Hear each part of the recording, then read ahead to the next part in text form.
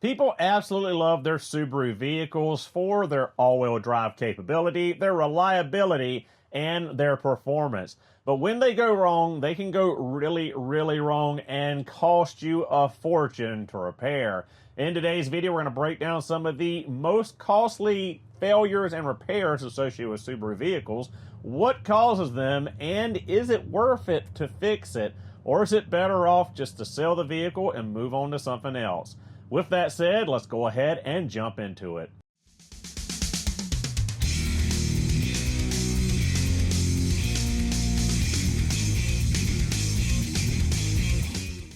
So, of course, we've got to talk about the infamous Subaru head gasket failures. Now, for those of you that are longtime viewers and subscribers, you know that we have beat this dead horse over and over again, talked about it a million times. But for those of you that are just now looking into Subarus, a first-time Subaru buyer, or someone that's not that familiar with the brand, we'll give you a quick synopsis, quick rundown of it once again.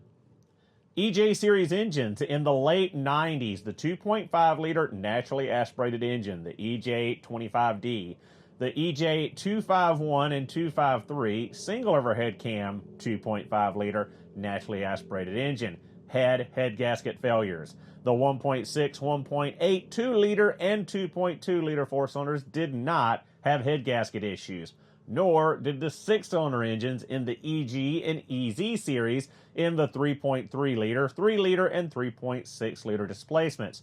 Only the naturally aspirated 2.5 liters. So 2 liter turbo, 2.5 liter turbo, as a rule, did not have these head gasket failures. Now, this failure point comes from not the point that it's a boxer engine, nothing to do with gravitational pull, none of that BS that circulates all over YouTube and all over the internet. The original cause of the head gasket failures on that 2.5 liter engine was a poor head gasket design. Subaru put a single layer steel graphite coated gasket in there, and between 120 and 150,000 miles, depending on how the vehicle was maintained and how the cooling system was maintained, that coating would start to break down, start to fail, peel off, and cause failures. In the EJ25D, the early dual overhead cam, you would get combustion failing to coolant. And in the later single overhead cam, EJ251 and 253, you'd normally get external leaks of coolant and or engine oil leaking externally between the engine block and the cylinder heads. But you could as well get combustion failing into a coolant jacket, just like the early engines. Now, the fix for this, of course, as we've talked about many times in the past, is to take the multi-layer steel turbocharged Subaru engine head gasket and put it on these engines. You do it correctly the first time and you won't have an issue again.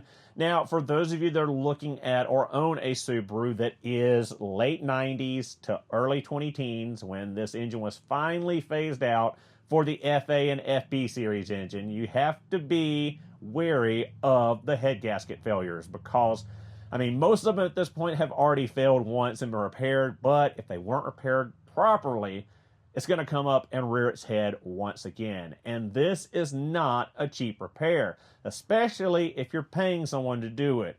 Normally, a head gasket replacement on an EJ Series engine is going to cost on the low end $2,000, on the high end $3,500, depending on your area, what labor charges are like, and what materials are associated with it, and whether you do time and belt and all that stuff, or what all you get into with the head gasket replacement on top of it. Sometimes it's better just to do other services that are needed, like a time belt replacement or a rear main seal if the engine's coming out, and all that to save on labor costs when these head gaskets fail, because it's a major failure as far as labor is concerned. It's normally far easier to remove the engine to do the head gaskets. The head gaskets can be done in car, but is not recommended. And if you're pulling that engine, you might as well do some of this other stuff as well to save on repair costs later down the road. So if you're going to do this as a DIY, you need to set aside at least about $1,000. Most machine shops charge about $500 to machine and go through and reman a set of cylinder heads. And then between your gasket cost and timing components, if you're doing that, you got another $500 or so in that and your fluid. So DIYing it is not cheap. It's still $1,000 or more. And if you're not DIYing it, if you're paying someone to do it, you can expect, like I said, $2,000 to $3,500 and maybe even more. These cars are old. They are normally rusted out, especially you viewers up north or out west. You have to consider the vehicle's value. With any of these repairs, major repairs, you got to talk about the value of the vehicle.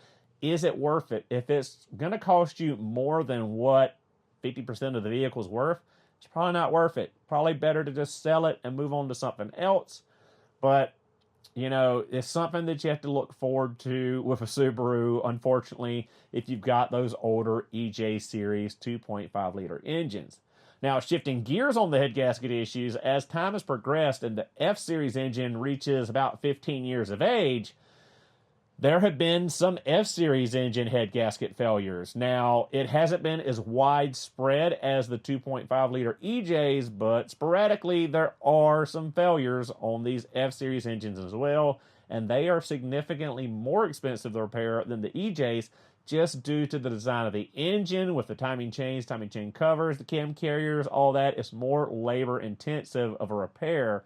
So always get that pre-purchase inspection if you're looking at any Subaru. Always make sure before you buy it that you don't have a head gasket issue. Moving on to the second failure point on Subarus, and that is CVT failure, chain slip, all of the above. Now, this is probably the second most expensive failure you can have on your Subaru vehicle. The CVT has been in Subaru for, again, about 15 years at this point, introduced in the 2010 model year for most Subaru vehicles, and pretty much standard across the line within 5 years of that. So, with this, you have to worry about several different factors. You have to worry about a full CVT failure. You have to worry about torque converter failures in the early TR690s and Outback's legacies. You have to worry about valve body failures in basically all of them, either the TR690 or TR580, which are the two main CVTs found in Subaru vehicles. Now, there are many options for repairing the issues when there's a valve body failure. Although the valve body doesn't actually fail, the electronic solenoids in that valve body fail, and it's extremely hard to get the solenoids separately. Well, impossible from Subaru. You can only buy the valve body to the tune of $700 to $850, but you can buy solenoids aftermarket for $50 to $100. At any rate, it's an expensive repair, especially if you're paying someone to do it. DIYing it, you're looking at just shy of $1,000 between parts and fluid. You're also burning your time. If you're paying someone to do it, you're going to be looking at around $2,000 for a valve body replacement with labor, the parts, and the fluid. Torque converter failures, like I said, on those early TR690s were a big deal. And at the age they're at now and the mileage they're at now, most of those have already failed and were being replaced. So it's not as big of an issue or something to worry about. But again, it's an engine out service or a CVT out service. One or the other has to come out to get that torque converter. That torque converter is $800, $900. Again, it's around $1,000, a little bit more for a DIY repair. You're looking at $2,000 plus if you're paying someone to do it. And the most costly repair is a total CVT failure.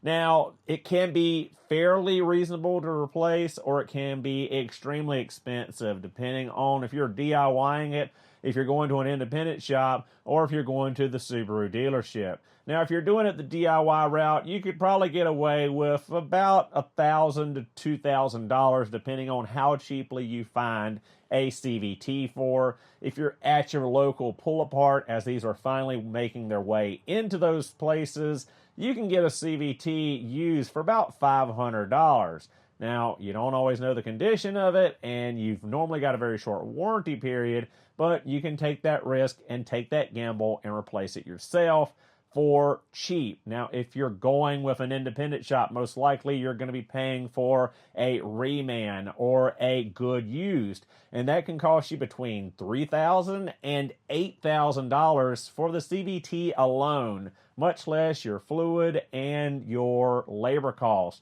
So it could be up to $10,000 to replace a failed CVT at an independent shop. And if you're going to a Subaru dealership, a Subaru reman, last I checked, was about $8,500.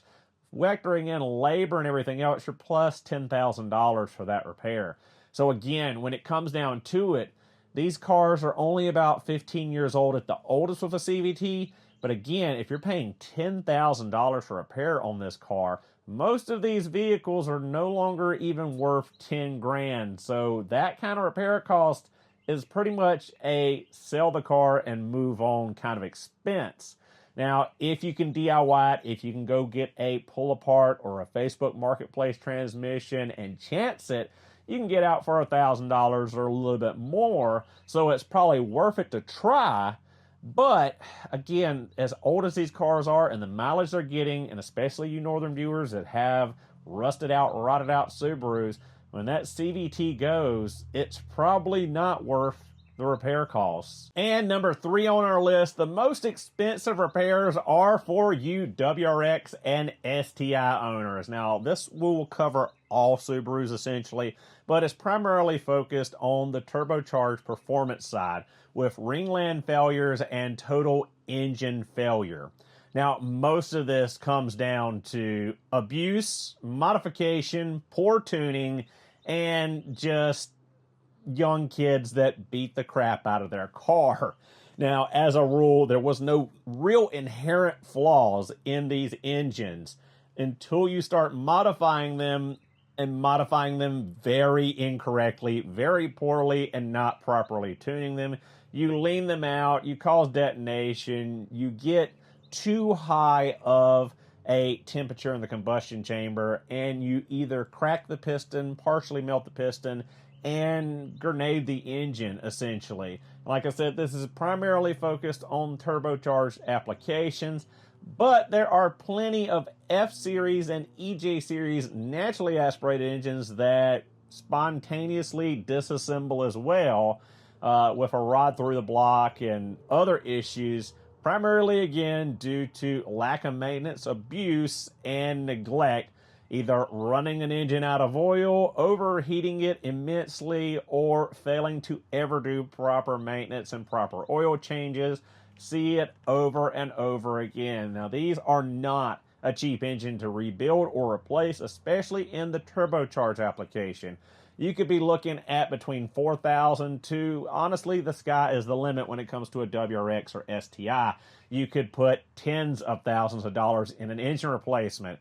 Again, with the age of these cars, with the mileage of these cars, a lot of the time it's not worth doing the engine rebuild or engine replacement, financially speaking, looking at the cost of it being more than 50% of the total value of the car. Again, you have to consider into the rest of the condition of the car, rusting issues, body damage, etc., and higher mileage as these are aging continuously.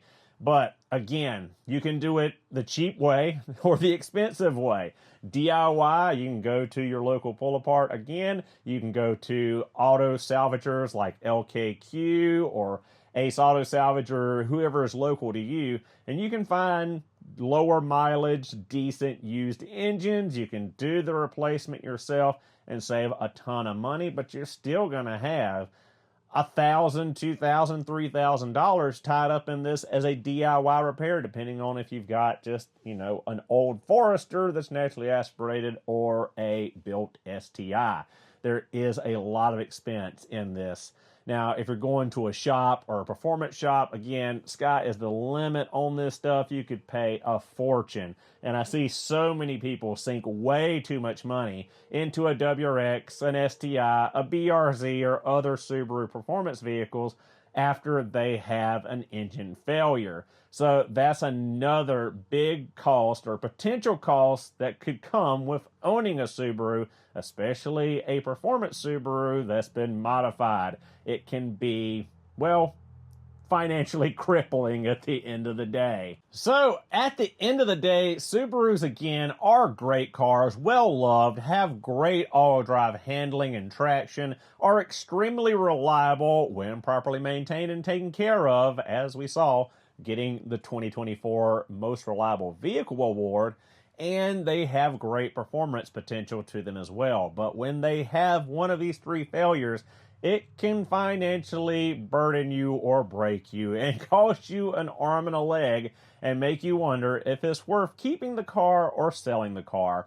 At the end of the day, it's up to you individually to do the math and figure out if it's worth it for you to fix the car or to sell the car and move on to something else. Guys, let me know your thoughts and feelings down below. Have you had a Subaru that has experienced one of these three major failures, costly failures, and how did you go about it? Did you sell the car? Did you fix the car? Did you have to pay it fixed? Or did you fix it yourself and save some money? Let me know down below in the comments. Thank you guys so much for watching. Hope you enjoyed the video. Don't forget to like, comment, and subscribe for future Subaru and tool content. I'll see you guys in the next one.